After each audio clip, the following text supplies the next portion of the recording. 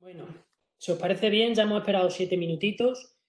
Ya creo que hay gente conectada, no sé cuántos pueden estar más o Pues menos mira, conectados. hay 200 desde Peri y 50 desde el de Polanco. Venga, pues tenemos unos 250 más los que hayan Online Orthodontia Academy. Creo que soy suficientes ya para comenzar la presentación.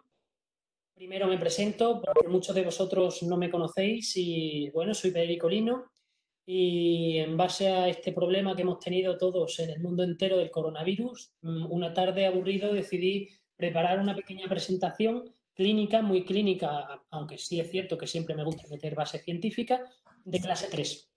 ¿Por qué de clase 3? Pues porque es una maloclusión de la que no se habla tanto en corrección eficiente, no se habla tanto en corrección de transversa y sagital al mismo tiempo. Por eso creo que es un tema bastante interesante y menos conocido que, por ejemplo, el motion de clase 2. Entonces, fijaos, con respecto a la clase 3, ¿qué tenemos que tener claro? Muchos de nosotros somos españoles, de los que estáis conectados ahora, y tenemos que saber que la prevalencia aproximada en la población española es de un 10, en torno a un 10, un 18%. ¿Vale? Eso indica que es una prevalencia relativamente alta, pero no es la maloclusión más prevalente en la ortodoncia. ¿De acuerdo? Si nos vamos a la parte de Centroamérica y la parte de Latinoamérica, vemos un porcentaje un poquito más bajo. No quiere decir que en Latinoamérica o en distintas regiones de Latinoamérica y Centroamérica haya menos clase 3 o menos mandíbulas grandes. Quiere decir que quizás una de las maloclusiones más observadas en la parte de Centroamérica, en México y en esta zona son más biprotrusiones que no puras clases 3. ¿De acuerdo? La prevalencia es variable, pero sí es cierto que más o menos en una clínica de ortodoncia, uno de cada 4, uno de cada 5 pacientes que llega a la consulta va a ser un paciente de clase 3.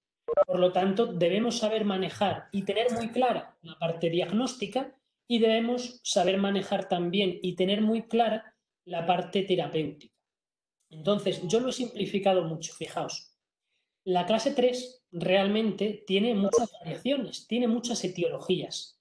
Si nosotros buscamos en la literatura, nos vamos a esclarecer cuatro, vamos a tener cuatro muy claras. Una primera opción o una primera etiología, que es la dentaria, que realmente ocurre cuando se produce, imaginaos una carie en un molar deciduo, en la parte distal, y el molar inferior se mesializa. ¿De acuerdo? Cuando el molar se mesializa, la relación molar va a ser de clase 3, pero realmente lo único que ha ocurrido en ese paciente, su estructura basal no se ha movido, lo único que se ha movido es el primer molar inferior o bien el primer molar superior. Y existe una relación molar de clase 3. Con respecto a la etiología dentoalveolar, ¿qué es lo que nos vamos a encontrar? Nos vamos a encontrar que el alveolo en su conjunto ha migrado hacia mesial, el alveolo mandibular, o bien el alveolo maxilar ha migrado hacia distal, observándose una relación molar de clase 3. Y en muchas ocasiones se puede observar también una mordida cruzada anterior. Con respecto a la etiología funcional, ¿qué nos vamos a encontrar? Nos vamos a encontrar que el paciente tiene una mordida cruzada anterior en máxima intercuspiración, pero si nosotros llevamos a nuestro paciente a céntrica, nos vamos a encontrar una oclusión borde a borde. Por lo tanto, no es tan severa la clase 3 funcional como aparentemente se observa en pacientes tanto en crecimiento como en pacientes sin crecimiento. Y por último, tenemos la maloclusión más complicada de todas. Es la clase 3 esquelética. La clase 3 esquelética es la más complicada porque el maxilar es más pequeño que la mandíbula en relación sagital. O, dicho igualmente, la mandíbula es más grande que el maxilar, dando una relación basal de clase 3. ¿Por qué lo estáis viendo aquí en rojo? Porque esta es la maloclusión, esta es la etiología que vamos a tratar hoy aquí. La etiología dentaria, la etiología dentoalveolar y la etiología funcional para mí son relativamente sencillas con cualquier técnica de ortodoncia. El problema es cuando existe una discrepancia basal de tamaño entre el maxilar y la mandíbula a favor de la mandíbula. Y hoy vais a ver este tipo de pacientes o 4 pacientes con este tipo de etiología y además sin crecimiento. Fijaos. En primer lugar, ¿cómo podemos diagnosticar una clase 3? Hemos dicho que nos vamos a centrar en la clase 3 esquelética. Para mí existe 3 medidas claves. Ya lo hizo McNamara, ya lo publicó McNamara, y a esto se le denomina triángulo de Harvard. ¿Cuáles son nuestras 3 medidas estándar? 1. La longitud del maxilar. 2. La longitud de la mandíbula. Y 3. La altura facial. Con mi longitud de maxilar, mi longitud de mandíbula y mi altura facial inferior, yo ya soy capaz de diagnosticar si el paciente es un paciente de clase 1, es un paciente de clase 2 y es un paciente de clase 3. No me importa su relación posicional. Después discutiremos la posición de ese maxilar o la posición de esa mandíbula. Lo que sí me importa es su tamaño. Cuando voy a definir a un paciente como clase 3, exclusivamente me centro en su tamaño. Aquí tenemos la longitud del maxilar, que la podemos medir desde el punto cóndilo hasta el punto A. Aquí podéis ver la línea o la distancia de la longitud mandibular, que abarca desde mi punto condyle hasta mi punto nation. Y por último, vamos a ver la altura facial inferior, que va desde mi espina nasal anterior hasta el mentón. Existe una relación de tamaños, es decir, a un tamaño de maxilar, inevitablemente le va a corresponder un tamaño mandibular y una altura facial inferior. Si la mandíbula es más grande que lo que le corresponde a ese maxilar, tenemos una relación de clase 3. ¿De acuerdo? Así de simple. Con respecto al tamaño. Ahora bien, ocurre que cuando nosotros vamos a planificar la terapéutica de nuestros pacientes, nos influye mucho la altura facial inferior y nos influye mucho el plano crusal, al igual que la inclinación de los dientes. Por lo tanto, necesitamos algo más que estas 3 medidas para poder darle un pronóstico al tratamiento de nuestro paciente o a la terapéutica de nuestro paciente. Es interesante lo que McNamara nos decía, y nos decía que cada milímetro que nosotros incrementamos la altura facial inferior, realmente lo que estamos haciendo es camuflar 1 milímetro la longitud mandibular. Fijaos, midiendo exactamente lo mismo estas mandíbulas, en el individuo o en la línea azul podemos observar claramente que tiene una mayor sensación de clase 3 o un perfil mucho más prognata. Sin embargo, en la línea roja, en la fotografía o en la diapositiva, en la parte izquierda, podemos ver que el perfil cambia. ¿Por qué cambia una misma medida de longitud mandibular? Da la sensación que en un paciente es clase 3 y que en otro paciente es clase 1. Muy sencillo. Porque el factor que nosotros podemos modificar y que podemos hacer, que podemos cambiar para que el perfil parezca un perfil de clase 1 es la altura facial inferior y el plano crusal. Nosotros, si queremos camuflar una clase 3 esquelética, solo tenemos una opción, que es cambiar el plano crusal. Y hacer al paciente, lógicamente, un paciente con una mayor altura facial inferior, un paciente ligeramente más dolicofacial. Empeoramos, entre comillas, la altura facial para mejorar sagitalmente a nuestro paciente.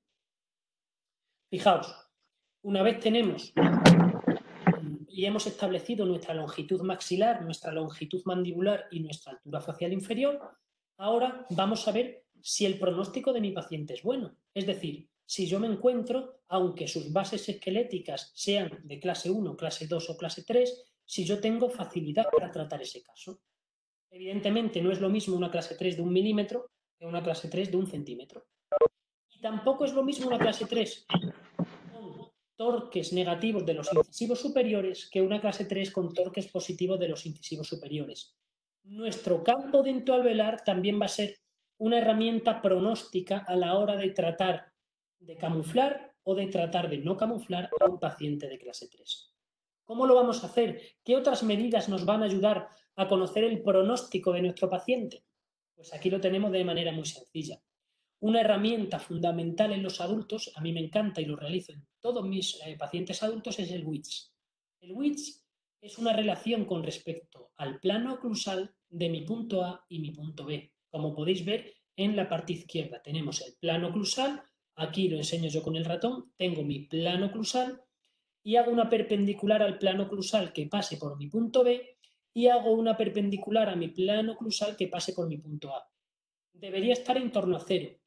Si yo lo observo positivo, es más tendente, entre comillas, a clase 2, y si yo lo observo negativo, es tendente a la clase 3. Los incisivos superior e inferior van a tener un papel muy importante en el pronóstico.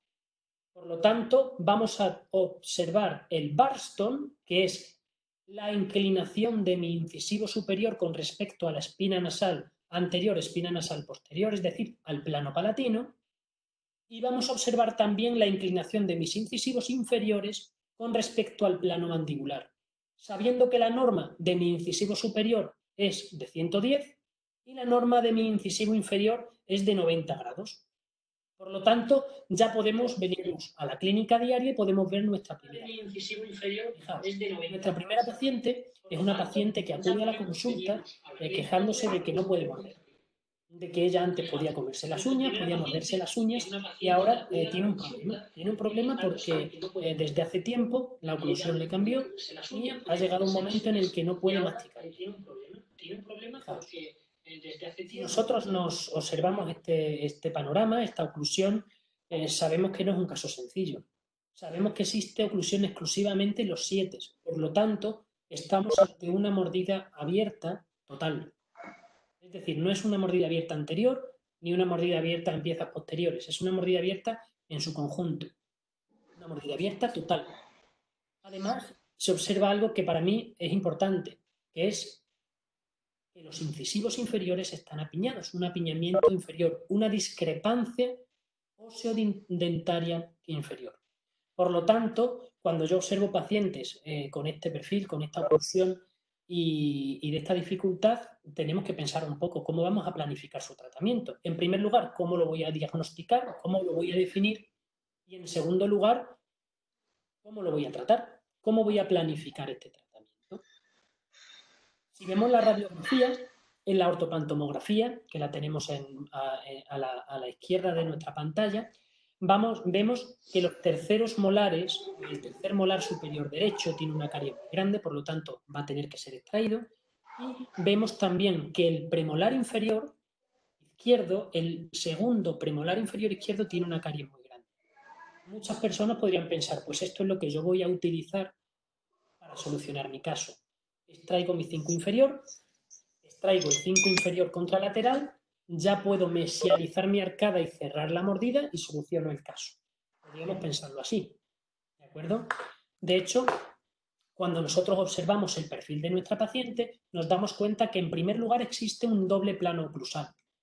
Es decir, cuando existe una mordida abierta, vamos a ver que las cúspides de la parte maxilar, de mi molar y de mis premolares, están en una posición diferente a las cúspides de mi primer molar inferior y de mis premolares inferiores. Por lo tanto, no existe un plano oclusal, existen dos planos oclusales. Existe un Barston, o esta paciente presenta un Barston de 112, ligeramente positivo, es decir, tiene una inclinación de la corona del incisivo superior 2 grados positiva, y además tenemos también un TWID 9 grados positivo, ¿de acuerdo? Eso para mí es importante. ¿Por qué? Porque me dice que tengo poco margen, que me va a costar mucho, ¿de acuerdo?, meterlo hacia atrás. ¿Y por qué me va a costar mucho meter mi incisivo inferior hacia atrás? Pues porque tengo apiñamiento. Por lo tanto, necesito espacio. Tengo una discrepancia osodentaria negativa. ¿Cómo lo puedo solucionar?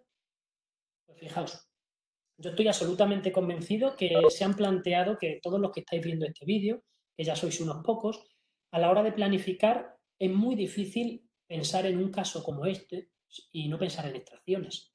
Y es lógico. Y se nos pueden plantear principalmente 3 escenarios distintos. Podemos plantear un primer escenario con extracciones de los segundos premolares inferiores. Y dice, ¿por qué los segundos premolares inferiores? En primer lugar, porque favorece la anterorrotación mandibular y en segundo lugar, porque presenta una caries con afectación pulpar en el 35. Por lo tanto, qué mejor extracción que la de los premolares inferiores, podríamos pensar.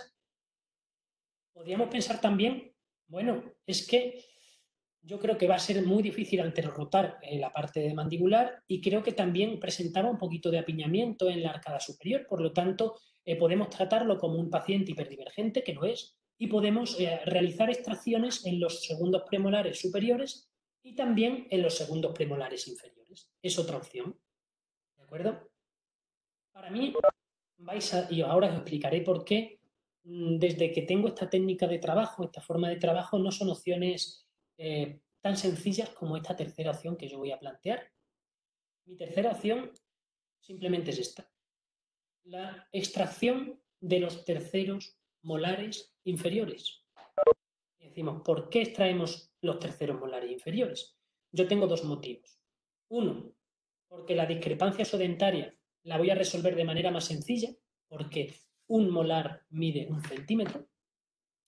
Y dos, porque la extracción de los terceros molares inferiores es una extracción aceptada por los pacientes. Que nos quiten una muela de juicio es aceptado por los pacientes. Sin embargo, que nos quiten una muela de juicio y un premolar no es tan aceptado por nuestros pacientes.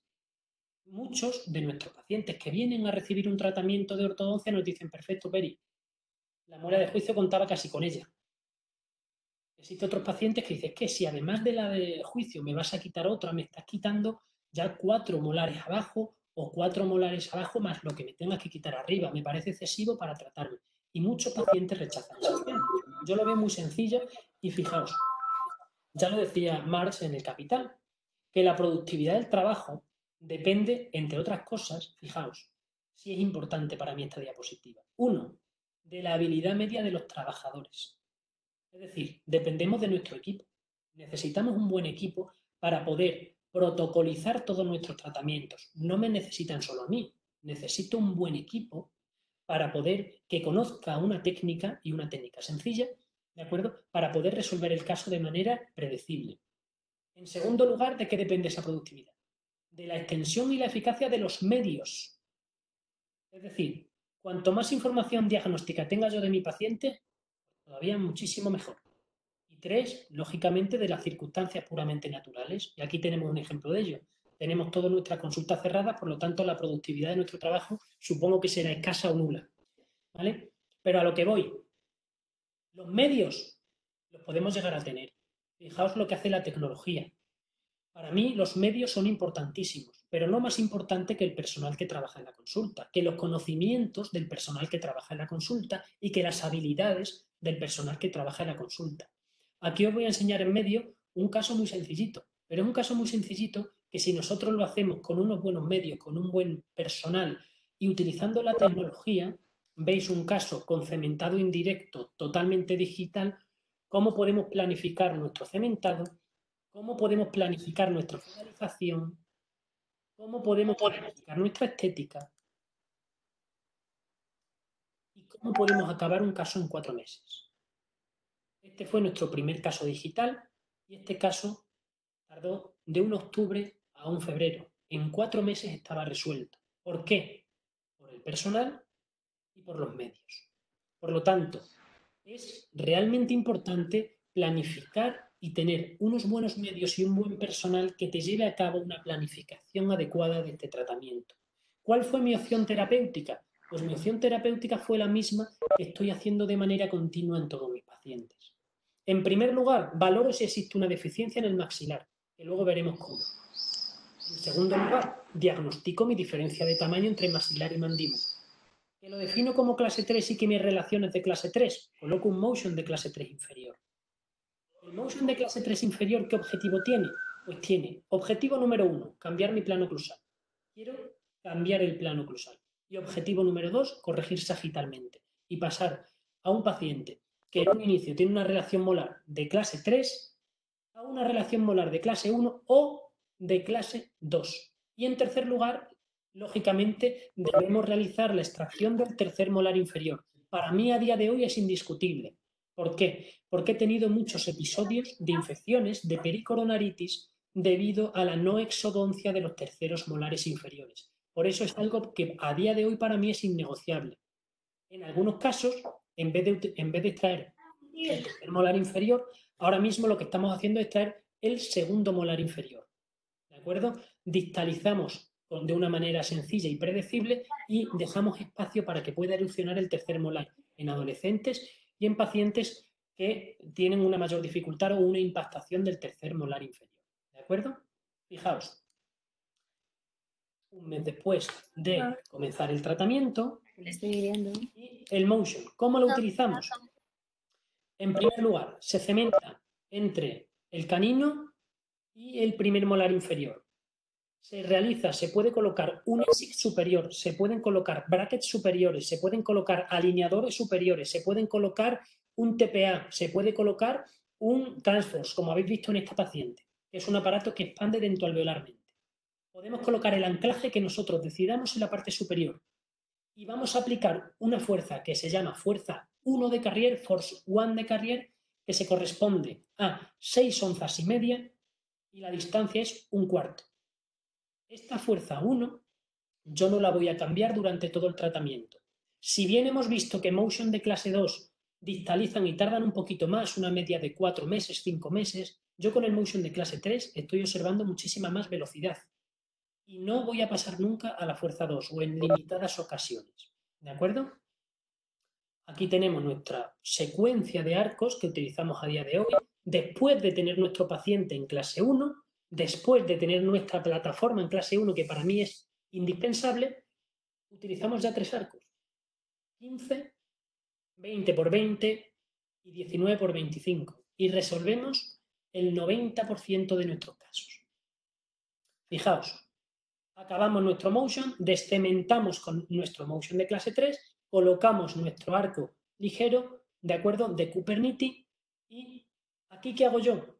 Consejo, elásticos cortos de clase 3, desde el premolar inferior a o bien el segundo premolar superior o bien el primer molar superior. Yo prefiero el segundo premolar superior. Estos son los elásticos que yo coloco. ¿Cuánto? 2 onzas. Y sigo el proceso y sigo mi secuencia de tratamiento. Seguimos y nos vamos a un arco rectangular. Cuando ya hemos terminado de alinear, de nivelar y de interactuar nuestras piezas superiores o nuestras piezas posteriores superiores con las anteriores, es el momento, por ejemplo, de quitar los brackets en la parte superior y de ir finalizando en la arcada inferior. Acabo primero mi parte superior, no tengo problema en decementar mi parte superior. Aquí tenemos nuestro caso finalizado y fijaos, no está finalizado del todo. ¿Por qué? Porque a mí me gusta, además de analizar la parte ortodóncica, analizar la parte estética. Cuando tenemos este caso, nosotros podíamos plantearnos, fijaos, yo os enseño la fotografía anterior, extruir los incisivos centrales superiores. Pero ¿qué ocurriría con la encía? A mi juicio, estaríamos sacrificando la encía debido a ese desgaste que tienen los incisivos superiores. Por lo tanto, nuestra sonrisa quedaría mucho más gingival si yo extruyo 1 o 2 milímetros mis incisivos superiores. Tenemos una segunda opción. ¿Cuál es la segunda opción en este caso? Al aumentar la longitud de mi incisivo superior. Precisamente es eso lo que tenemos que hacer en estos pacientes, no extruir los incisivos superiores. Si os fijáis, existe desgaste en los incisivos superiores. Lo que tenemos que hacer es darle la longitud a los incisivos superiores que realmente necesitan. Cuando nosotros le damos la longitud necesaria a mi central y a mis laterales, la sonrisa adquiere una curvatura, ¿de acuerdo? Que es la estética que nosotros necesitamos, la estética de la sonrisa que nosotros necesitamos. Fijaos, la oclusión de la paciente después del tratamiento de ortodoncia y después de la parte estética. Aquí tenemos la sonrisa de nuestro paciente en 2 planos del espacio y aquí tenemos el cambio entre la primera posición, antes del tratamiento de ortodoncia, después del tratamiento de ortodoncia y después del tratamiento estético. Fijaos, ¿qué es lo que vemos en la ortopantomografía? Pues las extracciones de los terceros molares, tanto del superior derecho como de los molares inferiores y la endodoncia, lógicamente, del premolar. ¿Ahora qué es lo que vamos a ver? Pues nos vamos a encontrar, lógicamente hemos tenido que darle un poquito más de torque al incisivo superior y un pelín más de torque también al incisivo inferior. Pero hemos conseguido mandar hacia atrás toda nuestra arcada inferior y hemos conseguido un engranaje adecuado. Fijaos, aquí tenemos la radiografía previa al tratamiento de ortodoncia y aquí tenemos la radiografía post tratamiento de ortodoncia. Hemos pasado de esta posición y de esta exposición de incisivo superior, como podéis ver aquí, una exposición muy escasa con respecto a su estomio. Fijaos qué poquito incisivo superior se ve en esta paciente. Hemos pasado a esta otra exposición con respecto a su estomio. Esto no lo ha hecho la ortodoncia, cuidado, esto lo ha hecho la estética. Y un cambio como el que estáis vosotros viendo aquí, lo que ha hecho no es otra cosa que crear una curvatura en la sonrisa de nuestra paciente y una estética muy, muy superior en la sonrisa de nuestro paciente. Aquí tenemos la comparativa antes y después de tratamiento. Aquí tenemos nuestro final de tratamiento. Aquí tenemos nuestras herramientas que nos ayudan a entender lo que hemos hecho en nuestra paciente. Fijaos el engranaje que podemos observar en la parte posterior. Aquí tenemos nuestro análisis de modelo y yo me hago una pregunta. ¿Esto es estable? Pues fijaos, aquí tenemos nosotros, vale, espérate que me pone aquí que Marta Sánchez solicita, lo voy a probar. No tenía que haberlo probado. A ver, Marc, ¿qué ha pasado aquí? Dime. Un segundito, que no quiero quitar la anotación de aquí. A ver si puedo volver a presentar. Vale. A ver. Que la hemos liado en el directo. Perfecto. Seguimos. Aquí tenemos un año post tratamiento de ortodoncia. Exclusivamente lo que hemos hecho un año después, si te fijas, entre el 6 y el 7 superior izquierdo, le he colocado una cadeneta porque dice que se le mete comida entre el 6 y el 7. He cerrado ese espacio entre el 6 y el 7 y aquí tenemos la oclusión de nuestra paciente un año después del tratamiento de ortodoncia, línea media centrada, sobremordida adecuada, engranaje de clase 1. ¿De acuerdo? Vamos a nuestra segunda paciente. Una paciente diferente a la primera paciente porque la primera paciente, lógicamente, era una paciente vertical y esta paciente no es una paciente vertical. Y yo lanzo esta pregunta. ¿A vosotros os parece atractiva una sonrisa de este, como esta? Porque esta paciente es una paciente estéticamente, su estética facial y su armonía facial es perfecta. Sin embargo, cuando nosotros vemos la sonrisa, pues lo que estamos observando es que no nos dice lo mismo que la cara de nuestra paciente. Es una paciente con unas proporciones muy buenas, pero es una paciente con mucho apiñamiento inferior y es una paciente con un torque muy negativo, como podéis ver, tanto de la arcada inferior como de la arcada superior. Presenta una discrepancia osodentaria superior, pero presenta también una discrepancia osodentaria inferior.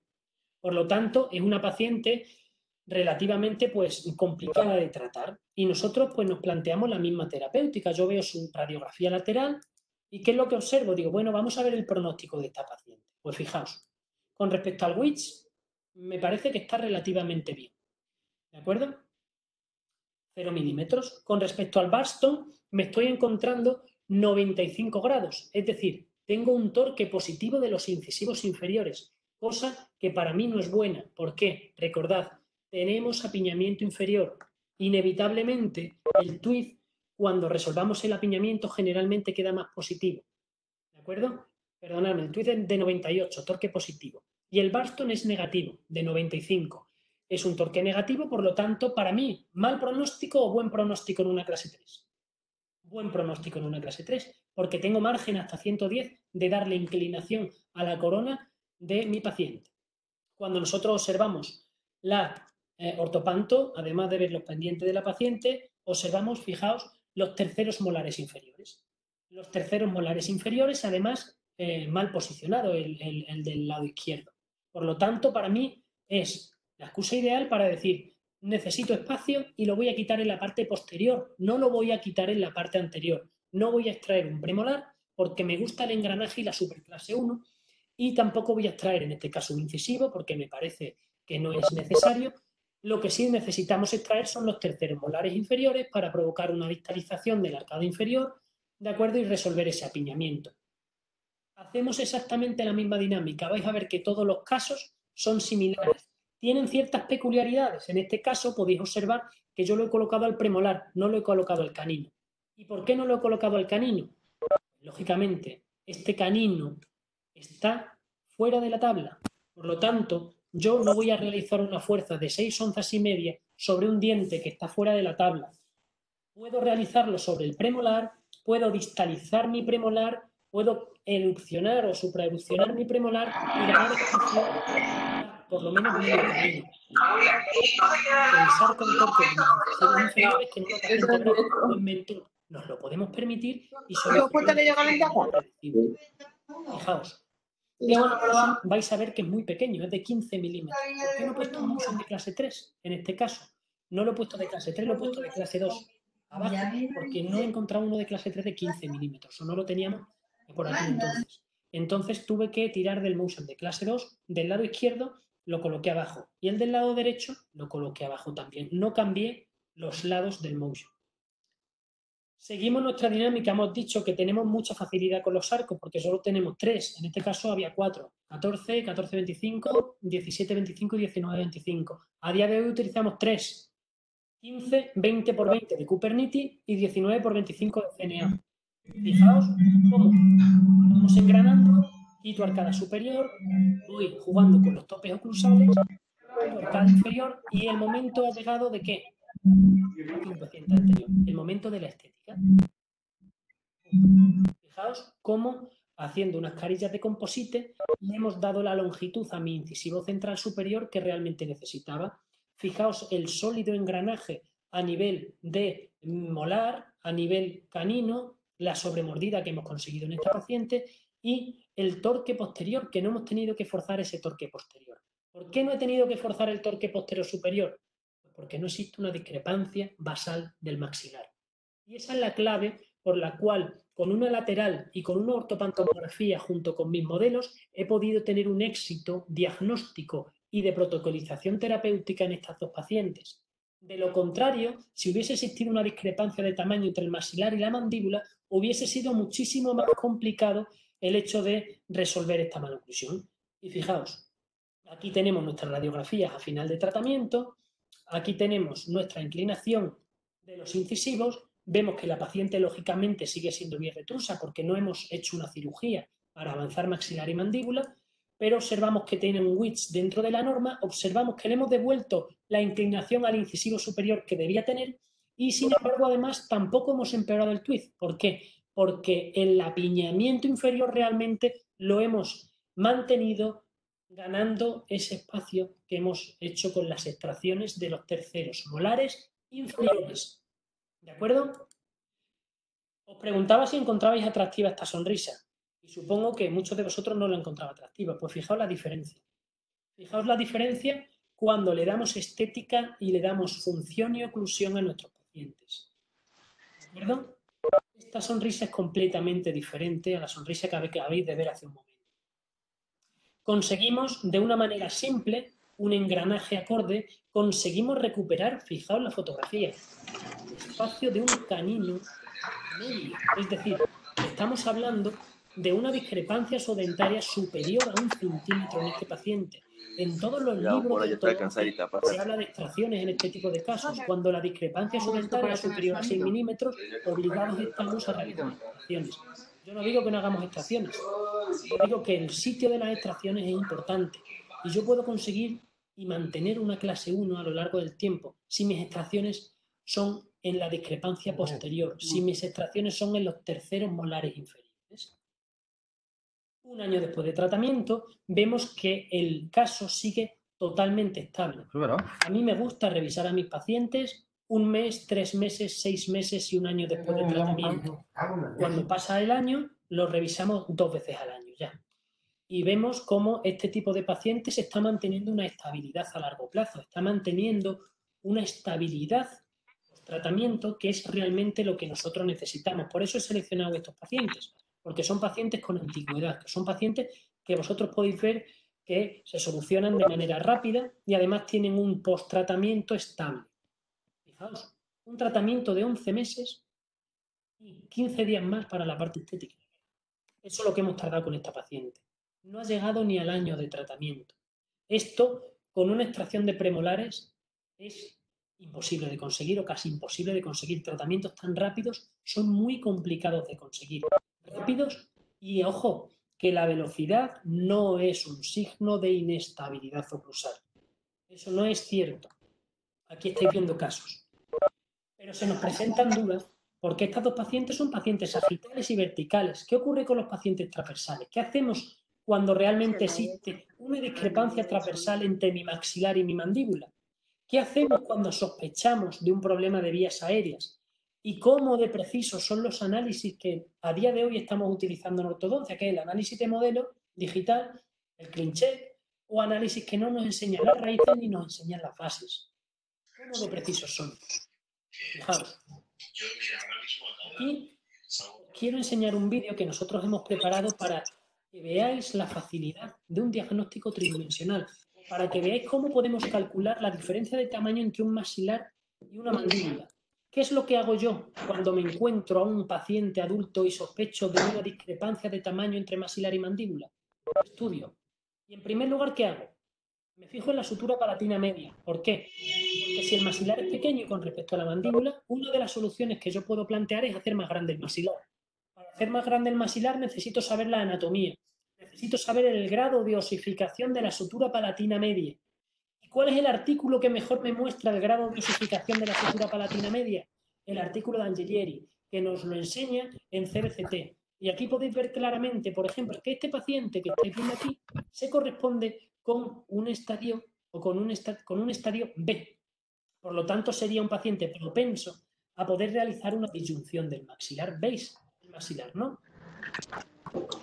Aquí tenemos nuestro diagnóstico, orientamos a nuestro paciente, vemos, fijaos, que estamos viendo cuánta cortical tengo yo por vestibular de mis 6 superiores, porque sabemos que siempre existe un efecto dentro alveolar en nuestras disyunciones. Vemos cómo se encuentra nuestro paciente tridimensionalmente, cómo está esa sutura, cómo están esas raíces, cuánto queda por vestibular. Vuelvo a repetir, es importantísimo, porque de esto va a depender el pronóstico y de esto va a depender que nosotros seamos capaces de poder aplicar un protocolo no quirúrgico a aquellos pacientes que lógicamente rechazan un tratamiento quirúrgico, que recordemos es la primera opción siempre, ¿de acuerdo? En el tratamiento de clase 3. Observo la inclinación de mis molares, observo mi ancho molar también, tanto mis molares superiores como mis molares inferiores. Observamos la angulación de esos molares con respecto a ese plano palatino. Calculamos el ancho de la maxilar, cúspide, calculamos el ancho mandibular, fosa a fosa, y aquí vamos a calcular realmente la discrepancia de tamaño y también la compensación con la que viene nuestro paciente. Cuando medimos el ángulo de mis molares superiores y medimos el ángulo de mis molares inferiores, realmente lo que estamos viendo es cómo de compensado viene este paciente. Calculamos, aquí estamos midiendo la transversa, ¿vale? Entre el maxilar y la mandíbula. Para medir la transversa entre maxilar y mandíbula, lo que vamos a hacer es calcular la angulación media de los molares superiores, la angulación media de los molares inferiores y el ancho de cúspide a cúspide palatina de molar superior y el ancho de fosa a fosa del primer molar inferior. Sabiendo que 3 grados que yo cambie de inclinación mi molar va a ser 1 milímetro en el ancho de arcada. Por lo tanto, repito, imaginaos un caso ficticio en el cual su ancho de cúspide palatina sea 32 milímetros y, sin embargo, mi angulación del 16 sea de 102 y mi angulación del 26 sea de 99 grados. Tengo 3 grados de más en mi 16, por lo tanto, cuando yo quiera devolver mi primer molar superior derecho a su angulación normal, voy a perder 1 milímetro de ancho. Por lo tanto, mi transversa maxilar no será 32 milímetros, será 31. Hacemos exactamente la misma cuenta a nivel mandibular. Fosa a fosa, 34 milímetros. Mi 36 está a 75 grados y mi 46 está a 75 grados. Por lo tanto, cuando yo lo meta a 78, ¿qué me voy a encontrar? Me voy a encontrar que voy a ganar transversa. Por lo tanto, mi transversa no va a ser 34. Mi transversa en este caso va a ser 36,6. Por lo tanto, fijaos cómo un caso que tenía una diferencia de 2 milímetros por no medirlo en un CBCT se convierte en una realidad de 5,6. Y esto es realmente complicado, por no decir casi imposible de resolver exclusivamente con ortodoncia. Imposible de resolver exclusivamente con ortodoncia. Nos decía Bachetti y su grupo de investigación que cuando existen discrepancias de tamaño superiores entre maxilar y mandíbula a 2,5 milímetros en el plano transversal, debíamos valorar la disyunción o el aumento del tamaño, ¿de acuerdo?, a nivel basal y no compensando dentoalveolarmente a nuestro paciente. Por lo tanto, haciéndonos caso de Einstein, lo que no podemos es hacer siempre lo mismo y esperar resultados distintos. Debemos intentar solucionarlo o intentar ver otras vertientes. ¿Qué podemos hacer en estos pacientes? Nosotros llevamos ya un par de años trabajando de esta manera. De hecho, ahora estamos realizando y dirigiendo tesis enfocadas a protocolizar este tratamiento. ¿Qué es lo que tenemos que hacer? Pues en primer lugar, tenemos que ensanchar el maxilar. Tenemos que hacer más grande el maxilar. ¿Para qué? Para intentar devolver la proporción en transversa del maxilar con respecto a esa mandíbula. Por lo tanto, calculamos la discrepancia, le sumamos 2 milímetros y damos las vueltas suficientes a nuestros disyuntores, ¿de acuerdo?, para que se produzca esa disyunción. ¿Y cómo lo hacemos? Pues fijaos, este es un protocolo que nosotros estamos realizando diariamente en nuestra clínica y también en la universidad. Un paciente con un grado de osificación A o B, que os pasaremos el artículo, ¿de acuerdo?, es un paciente candidato a realizarse una disyunción no asistida quirúrgicamente, ¿de acuerdo? Calculamos la discrepancia. Imaginaos que la discrepancia es de 4 milímetros y que mi disyuntor funciona alrededor de 5 empujoncitos, 5 vueltas, 1 milímetro. Por lo tanto, si la discrepancia es de 4 milímetros, yo tengo que dar 20 vueltas. Pero no voy a dar 20 vueltas. ¿Por qué? Porque sé que existe un componente dentoalveolar. Por lo tanto, sumo otros 2, que son 10 vueltas más. Doy 30 vueltas en ese paciente. Doy 30 vueltas en ese paciente, pero no le doy 30 vueltas y luego lo veo. No. A la vuelta número 20 lo mando a la clínica y veo si se observan signos clínicos de disyunción. Si se observan signos clínicos de disyunción, continuamos con la disyunción.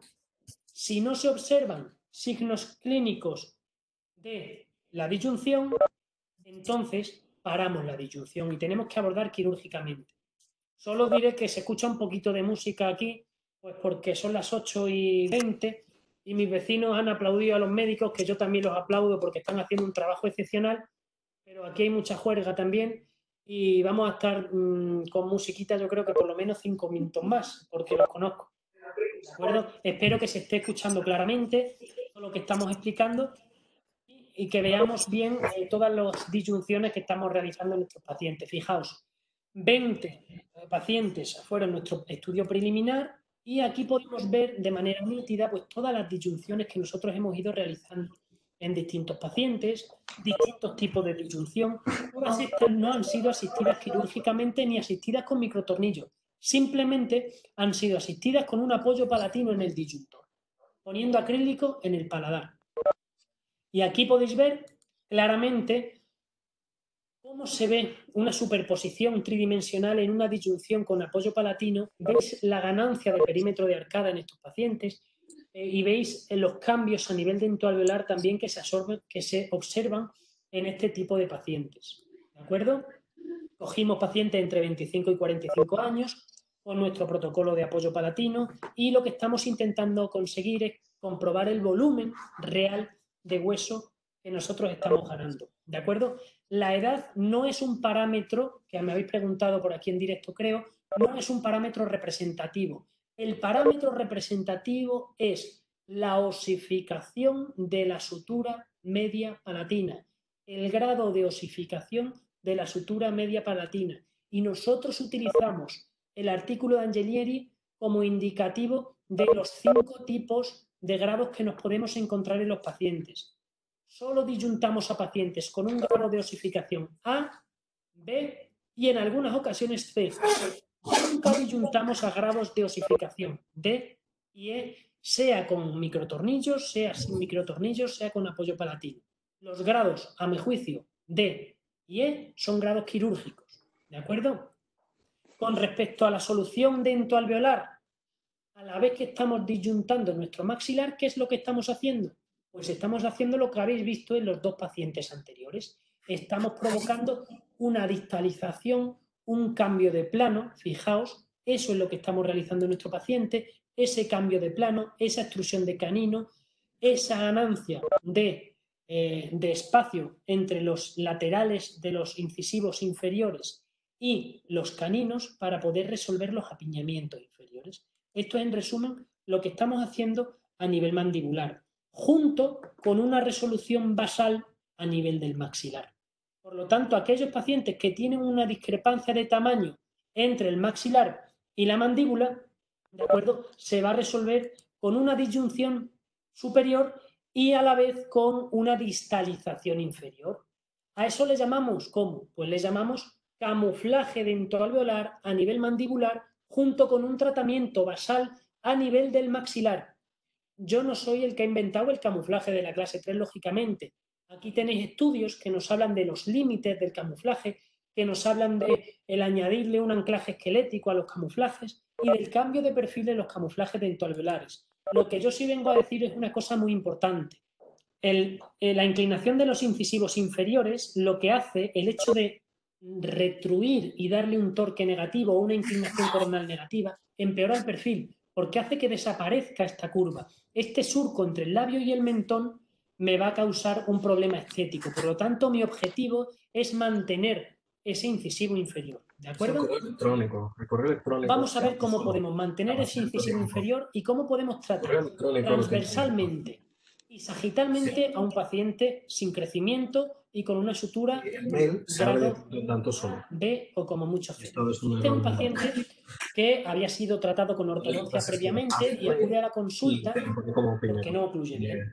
No ocluye bien y entonces, además de presentar un tercio inferior aumentado, ¿vale?, él quiere solucionar esa mordida que ve que ha recidivado en cuestión de un tiempo relativamente. Sí, estoy dejando preguntas, pero no. Nosotros observamos a este paciente en la fotografía oblicua en reposo, podemos darnos cuenta de que no tiene proyección malar.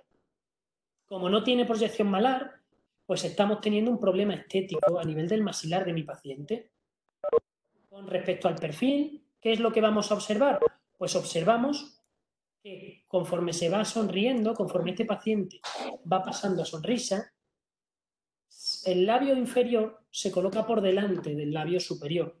Por lo tanto, tenemos que tener cuidado con eso, porque se hace patente esa discrepancia de tamaño sagital también entre el maxilar y la mandíbula. Fijaos la oclusión del paciente. No activéis, por favor, los micrófonos en la presentación. Yo tengo puesto el silencio, pero si vosotros activáis el micrófono, los que estáis en Online Orthodontic Academy, se colapsa la pantalla, ¿vale? Porque entiende que queréis hablar y entonces se me para a mí la pantalla, por favor. Fijaos la oclusión de este paciente. Presenta una mordida abierta.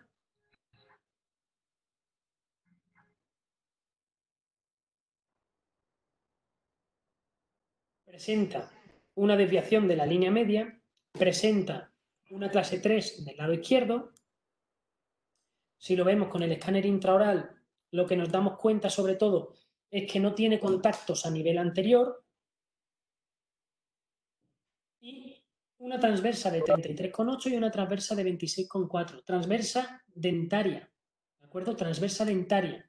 No es lo mismo que transversa basal. Recordarlo, que eso es lo que nos aporta el CBCT en este tipo de pacientes. Y fijaos, la radiografía es un paciente hiperdivergente y nos decía McNamara, cuidado, porque cada milímetro que incrementamos la altura facial inferior, estamos camuflando la clase 3 1 milímetro.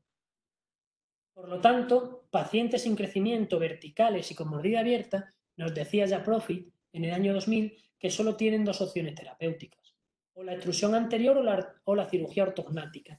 ¿A mí qué me gusta? A mí me gusta contrastar estos tratamientos y decir, vamos a ver los estudios a largo plazo que hay de, por ejemplo, cirugía ortognática y de extrusión anterior para ver si yo le puedo ofrecer una garantía de estabilidad a mi paciente. Y me encuentro en el 2017 un artículo del European Journal de Ortodoncia que me dice que a largo plazo hay que tener cuidado porque recidiva el maxilar que se ha operado, recidiva la mandíbula que se ha operado y, por lo tanto, un paciente tratado quirúrgicamente con una bimaxilar tiene también una recidiva a largo plazo. Nos dice una cosa interesante, nos deja una luz al final del túnel y nos dice que el overbite parece estar más estable, incluso mejorar, cuando el maxilar se opera primero.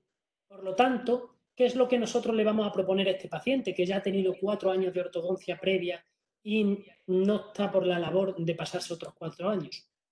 Pues le vamos a proponer esto, que es nuestro plano quirúrgico a nivel maxilar con nuestra corrección dentoalveolar a nivel mandibular.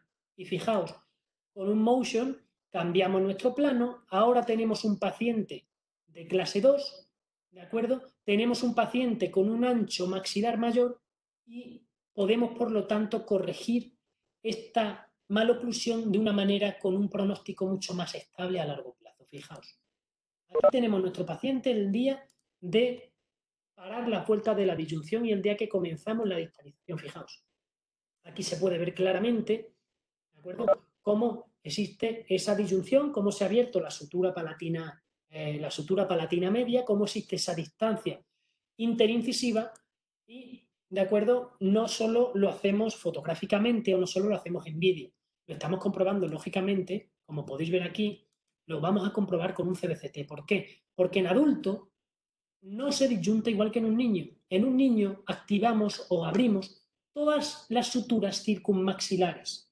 Sin embargo, en un adulto no. En un adulto se abre la sutura palatina media y ocasionalmente la sutura pterigomaxilar. Y esa es la realidad. Cuesta mucho más abrir otras suturas en un adulto, ¿de acuerdo?, que en un niño, que se encuentran, como podéis ver aquí, la sutura pterigomaxilar se encuentra todavía con un grado de osificación bajo. ¿Cuándo se cierra esta sutura?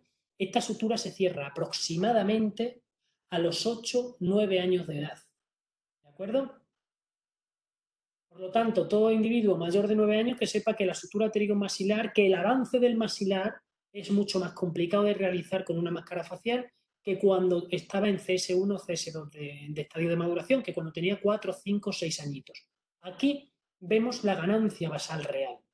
Aquí medimos la ganancia basal real en un CBCT. A mí me gusta comprobar las cosas y medir las cosas como Dios manda, a nivel radicular y a nivel coronal, y ver la diferencia entre a nivel radicular y a nivel coronal. Fijaos, y ver la diferencia antes de la disyunción, su perímetro antes de la disyunción y su perímetro después de la disyunción.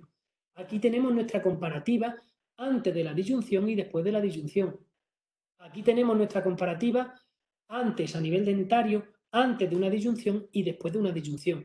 Y estamos viendo aumentos de perímetro de arcada de en torno a 4-5 milímetros más o menos de disyunción. Por lo tanto, colocamos nuestro disyuntor, protocolo de vueltas, una vuelta diaria hasta que completamos la discrepancia y los 2 milímetros que le hemos sumado. Quitamos nuestro disyuntor a la vez que quitamos nuestro motion de clase 3. ¿Y qué hacemos? Nos vamos al protocolo de arcos. Nos vamos a nuestro 14, 14-25, 17-25, 19-25 en esta época, o nos vamos ahora, si tuviésemos que colocarlo con el nuevo Carrier SLX 3D, lo que hacemos es colocar 15, 20x20 y 19x25. El tipo de disyuntor es una férula acrílica con apoyo palatino tipo HAS, ¿de acuerdo? Ese es el tornillo. Lo contestaremos de todas formas al final.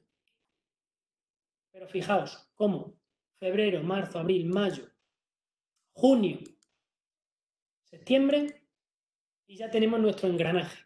Tenemos nuestro engranaje a finales de septiembre del año 2018, es decir, en cuestión de un mes y un año hemos resuelto nuestro caso. Fijaos el engranaje, fijaos a nivel de overbite y a nivel de overjet lo que se está observando, fijaos cómo hemos desarrollado nuestra arcada y fijaos antes y después del tratamiento de disyunción y de distalización. La cara totalmente distinta de nuestro paciente. Fijaos ahora, el paciente presenta una sonrisa armónica, presenta una sonrisa que no da pie a la observación de una lengua baja, presenta espacio suficiente para que la lengua actúe como un estabilizador natural de la anchura del maxilar. Por lo tanto, tenemos un engranaje adecuado, tenemos una anchura adecuada del maxilar y tenemos una sensación de estabilidad pues mucho mayor. Cuando nosotros vemos la comparativa entre antes y después del tratamiento, fijaos el cambio del plano oclusal, fijaos el cambio a nivel del perfil del paciente, fijaos los contactos oclusales medidos con nuestro escáner con el ITERO, que es el que nosotros tenemos, y fijaos lo que nos decía el grupo de investigación de Franchi, McNamara y compañía, que es que los individuos con mordida abierta hay que tener mucho cuidado porque muchos presentan un problema transversal. Su problema principal no es vertical, su problema principal es transversal. Bueno, aquí tenemos la anchura antes y después del tratamiento de ortodoncia. Antes y después del tratamiento de ortodoncia, fijaos que se observa todo en amarillo y en rojo, es decir, los cambios son todos superiores a 1 milímetro en las 3 dimensiones de todos los dientes. Y fijaos este ancho maxilar. Aquí voy a hacer referencia a mi primo Carlos, que me ayuda siempre a montar las presentaciones y a montar los casos. Y me pareció muy curioso que el día que íbamos a montar y a azocalar este modelo me dijo, pero yo no sé si estoy haciendo bien la superposición, porque se ve el paladar diferente antes con respecto a después. Y yo le dije, mándame la foto. Me mandó la foto y me di cuenta, evidentemente, de que no es que se estuviese haciendo mal la superposición, es que ha cambiado la morfología del paladar previa entre antes y después del tratamiento basal del maxilar. Y podéis ver claramente cómo después del tratamiento se va a observar un paladar más bajo y más ancho con respecto al inicio del tratamiento de este paciente. Por eso no hemos zocalado este modelo, para que vieseis esta diferencia que se observa muy nítidamente en los dos paladares. Aquí tenemos un año después del tratamiento, vemos que el engranaje continúa siendo muy estable, hemos perdido quizá 1 milímetro de sobremordida porque siempre existe un pequeño componente de recidiva a nivel anterior, pero suficiente para que todavía exista un grado de sobremordida. Y aquí es importante materializar, que estas son las fotos de un año post-tratamiento, que el retenedor ideal para este tipo de casos, que se sospecha de lengua baja, de hábito de deglución o que ensanchamos el maxilar, este es el aparato, a mi juicio, que cumple con la máxima estabilidad a largo plazo. Se llama Morales y es como una placa Hole, y lo que tiene es un embudo donde no deja la lengua nada más que colocarse en el paladar. Por lo tanto, tenemos la certeza de que los torques de mis incisivos centrales y laterales superiores no se van a vestibulizar porque tengo una barra por vestibular, de que voy a mantener el ancho con el acrílico y además que la lengua no me va a molestar. ¿De acuerdo? Después, si tenéis alguna duda de este aparato, lo diremos, lo especificaremos, pero se utiliza para dormir. Lógicamente, este tipo de retenedor, no vais por la calle con él. ¿Vale? Aquí vemos la superposición antes y después de distintos tipos de tratamiento. No es este paciente, pero quiero que os hagáis una idea de cómo aumenta el ancho de un maxilar con una disyunción y de cómo distalizamos en un paciente. Fijaos, estamos ganando 3-4 milímetros de distalización. Además, estamos ganando otros 4 milímetros de perímetro superior. Por lo tanto, podemos llegar a resolver discrepancias de 4 o 5 milímetros basales, que son discrepancias que antes hubiese sido impensable corregir exclusivamente con ortodoncia. Ahora, con protocolos no quirúrgicos, se están consiguiendo aumentar esos límites de una manera mucho más predecible y estable en el tiempo, que es lo importante. ¿De acuerdo? Cambiamos el plano oclusal 4,5 grados, mejoramos la dimensión transversa y cerramos la mordida. ¿El tratamiento cuál ha sido? Fijaos en el protocolo. He disyuntado 30 vueltas, he colocado un motion de clase 3, y está 8 meses con brackets. Es decir, un mes para disyuntar, 4 meses con motion, con el disyuntor colocado, es decir, 5 meses, y 8 meses con brackets. En 13 meses, en un año y un mes, hemos resuelto un caso que relativamente era complicado. ¿De acuerdo? Solo recordad una cosa. 8 de cada 10 dientes inferiores tienen menos de 1 milímetro de cortical vestibular. Por lo tanto, yo soy una persona que no me gusta nada extraer los primeros premolares inferiores. ¿Por qué? Porque implican una inclinación coronal de los incisivos inferiores muy fuerte y en ocasiones favorecemos esto. Favorecemos las dehiscencias y las fenestraciones a nivel anterior con los elásticos. Y por último, vamos a acabar con esta paciente, que es una paciente que venía con una demanda estética, no con una demanda ortodóncica. ¿De acuerdo? Veo que al final nos hemos retrasado un poquito, está 1 hora y pico, con un perfil lógicamente de clase 3 y su demanda principal era unas carillas a nivel anterior. Lo que pasa es que vino, nuestro estético la analizó, lo vio la oclusión en el escáner intraoral y dijo, imposible, imposible que con esta oclusión, ¿de acuerdo?, te coloquemos unas carillas. ¿Por qué? Pues porque te van a durar un día. Veis los desgastes dentarios a nivel anterior y fijaos la oclusión de esta paciente. Es una paciente, para mí, la paciente más complicada que nos podemos encontrar para un tratamiento de ortodoncia. Y una paciente relativamente normal para un tratamiento quirúrgico, pero para ortodoncia complicada no, complicadísimo. ¿Por qué? Porque además de existir una discrepancia de tamaño entre el maxilar y la mandíbula, hemos dicho que tienen un torque aumentado, que eran los elementos pronósticos que nosotros utilizábamos de los incisivos superiores, y un torque disminuido de los incisivos inferiores, como podéis ver. Por lo tanto, viene camuflada ya de casa. Es muy difícil de tratar este caso. Pues fijaos, aquí vemos nuestro torque negativo de los incisivos inferiores, nuestro torque positivo de los incisivos superiores. Fijaos en el perfil de esta paciente. ¿Y qué ocurre? Pues ocurre esto, que cuando nosotros analizamos, además de la discrepancia de tamaño, nuestro pronóstico, nos damos cuenta que es el peor de los pronósticos, como he dicho anteriormente. Tiene un Witch de -9, tiene un Barston de 114 y un TUI de 85, es decir, torque positivo de incisivos superiores, torque negativo de incisivos inferiores, maxilar mucho más atrás que mandíbula. ¿Ahora qué hago yo? Pues ahora recurro a uno de los genios del mundo, como es Steve Jobs, y me dice que puedo, si fuese el caso simple, pues me podría llevar poco tiempo pensar en resolverlo. Si fuese el caso un poquito más complejo, pues tendría que pensar más. Pero si yo quiero resolver de manera simple un caso que es complejo, tengo que dedicarle mucho tiempo a pensar en un protocolo eficiente, estable y seguro para tratar a nuestros pacientes. Y esto es hacia donde tenemos que ir todos. Yo estoy seguro de que lo intentamos, pero es que en muchas ocasiones nos dejamos llevar por la moda y nos dejamos llevar por el exceso en el tratamiento y hacemos excesos de tratamiento cuando las cosas no eran tan complicadas antes y nos estamos complicando. Y parece imposible ahora no resolver un caso sin microtornillos. Ojo, que los microtornillos son una herramienta ideal, pero que es que el 80% de los casos, o el 90%, deberían corregirse de manera simple sin microtornillos.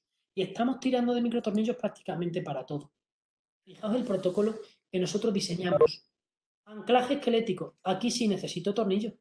¿Por qué? Porque es el peor de los casos. Aquí necesito anclaje esquelético. Además de un anclaje esquelético, necesito un motion de clase 3 para que me dé el problema, para que me corrija mi problema sagital. Y lo vamos a hacer en conjunto. Y además vamos a utilizar ya el protocolo nuevo, M1, M2, M3. 3 arcos simplemente. Fijaos cómo podemos resolver un caso de manera sencilla. Me habéis preguntado por el microtornillo, por el disyuntor, perdonadme. Os he enseñado disyuntores con apoyo palatino y ahora os voy a enseñar un disyuntor con microtornillos de tipo Moon. En ocasiones utilizo uno y en otras ocasiones utilizo otro. Cuando yo ya voy a colocar microtornillos por sí en pacientes como este, que voy a colocar otros 2 microtornillos retromolares, en ese mismo proceso, ya que está mi cirujano sentado y va a emplear un tiempo de sillón, le digo que me coloque otros 4 microtornillos y le pongo un disyuntor de tipo Moon.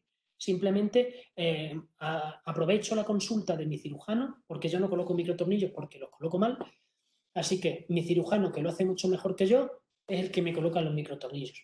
Y después, cuando quitamos los microtornillos del disyuntor, coloco mis brackets y un arco de 15 de Cupernitti, un arco de 20 por 20 y un arco de 19 por 25. Así de sencillito. Este es el día de la cirugía. Aquí tenemos los tornillos a nivel del disyuntor y los tornillos a nivel retromolar. Colocamos nuestro disyuntor, fijaos, 6 activaciones al día hasta apertura de la sutura y después 2. Este es el protocolo de Moon, ¿de acuerdo? Yo sigo los protocolos de los autores. Yo no innovo. Yo cuando tengo un disyuntor, a no ser que haya disyuntado a 200 pacientes ya, no me planteo cambiar el protocolo que ha hecho un autor. ¿De acuerdo? El 23 de octubre colocamos este disyuntor. En enero coloco ya mi motion y coloco el motion anclado sobre un anclaje esquelético a nivel del maxilar. ¿De acuerdo? Lo veis aquí, ¿no? Pues fijaos, de enero a marzo el cambio en mi paciente. Mirad fijamente a la pantalla. De aquí, lo vuelvo a enseñar, de esta posición a esta posición en 60 días. El pronóstico de mi paciente acaba de cambiar en 60 días. Y de un pronóstico muy complicado hemos pasado a un pronóstico relativamente sencillo. ¿Por qué? Pues porque tengo ahora mismo un engranaje de clase 1. Porque mi paciente, que era un pedazo de clase 3, ahora mismo es una clase 1 molar y canina. Ojo, esqueléticamente, lógicamente es una clase 3. Seguimos con nuestro arco de 0,15. Fijaos, los elásticos cortos, como yo os dije que me gustan, 2 onzas entre el premolar inferior y el premolar superior. Después, cuando ya tenemos arcos rectangulares, fijaos que el 7 de mayo ya estamos con arco rectangular arriba y abajo, podemos aumentar la longitud de nuestro elástico porque el arco tiene más fuerza. Seguimos nuestro protocolo, el 29 de mayo ya tenemos arcos de CNA en la arcada superior y en la arcada inferior. El 11 de junio colocamos elásticos de terminación. En muchas ocasiones me preguntáis por el tipo de elástico. Fijaos, yo los elásticos los voy adaptando, no tengo un protocolo estándar. Aquí, como veía que mi premolar en el lado derecho le quedaba todavía posición a mi primero y a mi segundo premolar, coloco 2 elásticos cortos. ¿Y de qué distancia? Pues aquí me gusta de 1/8. ¿Por qué? Pues porque la distancia es muy pequeña. ¿De acuerdo? Pero no es un protocolo estándar de elástico. Yo, si la distancia es corta, distancia corta de elásticos. Si necesito más fuerza, aumento la fuerza del elástico. ¿De acuerdo? Por lo general, siempre comienzo en arco de 0,15, nunca se me ocurre superar las 2 onzas y media. Lo que se corresponde, por ejemplo, en los animales de Henry Schein, se corresponde al tucán. Nunca me paso de tucán. En 15, en arco de 15 de Kupernitik. Después ya me voy a una fuerza media y por último puedo aplicar una fuerza heavy de 6 onzas en etapa de detallado y finalización cuando estoy utilizando un acero. Fijaos en julio. Hemos terminado nuestro caso. Octubre, noviembre, diciembre, enero, febrero, marzo, abril, mayo, junio y en julio hemos terminado nuestro caso. El 2 de julio hemos acabado nuestro caso. Fijaos. 1, 2, 3. ¿Veis el perfil, no? El perfil ha mejorado, pero no tiene un perfil de clase 1. ¿Por qué? Porque la discrepancia era tan grande que por mucho que nosotros compensemos y disyuntemos, nunca vamos a llegar a ese tamaño mandibular. ¿De acuerdo? Ahora toca la estética, que era su demanda principal. Realizamos nuestro protocolo estético con carillas. Esto lo hace el estético, que sabe también mucho más que yo. Yo me meto nada más que en mover dientes, que es de lo poco que sé. Y aquí tenemos nuestro caso terminado. ¿De acuerdo? Aquí tenemos nuestro caso. Fijaos, la oclusión posterior al tratamiento. Tenemos un engranaje de clase 1 bilateral. Tenemos nuestra línea media centrada y tenemos exposición de incisivo en sonrisa, que es justamente lo que estamos buscando. Fijaos la fotografía de la paciente al finalizar el tratamiento. Fijaos el medio perfil de nuestro paciente al finalizar el tratamiento y fijaos el perfil de nuestra paciente al finalizar el tratamiento. Fijaos qué sonrisa más armónica, qué estética de la sonrisa hemos conseguido en una paciente con un pronóstico malo, no, malísimo. Medio perfil, perfil, antes y después del tratamiento. Fijaos el cambio, lo vuelvo a enseñar. Antes y después del tratamiento. Con respecto a la radiografía lateral y a la ortopanto, pues fijaos, yo no pretendo engañar a nadie. La paciente sigue siendo una paciente de clase 3 con una discrepancia de tamaño entre maxilar y mandíbula en el plano sagital, con un torque positivo de los incisivos superiores, con un torque igual de negativo de los incisivos inferiores, pero ojo, hemos cambiado el plano oclusal dándole un Witch de menos 2,5, es decir, hemos pasado de menos 9 a menos 2,5 en su mejora de perfil. Hemos mejorado. ¿Hemos llegado a la armonía? No. ¿Por qué? Porque esta paciente es quirúrgica. ¿De acuerdo? Es una paciente de libro de cirugía. pero tenemos unas opciones terapéuticas que le dan una estética y una función que ya nos podemos permitir llegar hasta estos límites ya con la ortodoncia. Fijaos el CBCT posterior, a mí me gusta ver lo que estamos haciendo con los incisivos superiores e inferiores. No hemos cambiado prácticamente la angulación con respecto al inicio de tratamiento, no nos hemos salido de nuestra cortical en el plano transversal y fijaos antes y después, antes y después, antes y después del tratamiento, antes, fijaos la oclusión de la paciente, después del tratamiento. Y cuando decimos el tiempo, es sorprendente, pero es real. Fijaos, del 23 de octubre al 2 de julio, con un mes más en la estética. Es decir, en 8 meses y en 9 días hemos conseguido cambiar la vida de una paciente. Desde el punto de vista estético, desde el punto de vista funcional, desde la ortodoncia y desde la estética. Por lo tanto, esto es hacia lo que estamos trabajando nosotros, hacia la corrección de manera eficiente de la clase 3, sin olvidar, como habéis visto, la parte diagnóstica que es importante, nuestro plano sagital, nuestro plano vertical, pero también en pacientes que sospechamos de problemas transversales y de discrepancia de tamaño, realizar nuestra CBCT, que para eso tenemos la tecnología, y obtener la información necesaria para poder saber si tratamos o no tratamos al paciente. Basal, con protocolo quirúrgico, con protocolo no quirúrgico, a partir de cuántos milímetros podemos planteárnoslo, a partir de cuántos milímetros nos podemos plantear el compensar dentoalveolarmente. ¿De acuerdo? Pues nada, muchísimas gracias por aguantarme durante hora y media al final, que me he retrasado un poquito. Solo quiero que ahora todo el que tenga duda acerca de estos 4 casos, cómo lo hemos manejado, cómo hemos hecho la mecánica, por qué hemos tomado las decisiones que hemos tomado, que se tome su libertad para escribir tanto en mi directo, que creo que le tengo, está aquí funcionando bien, como en Online Orthodontics Academy, y trataré de contestar de la manera más clara todas las preguntas que vosotros tenéis.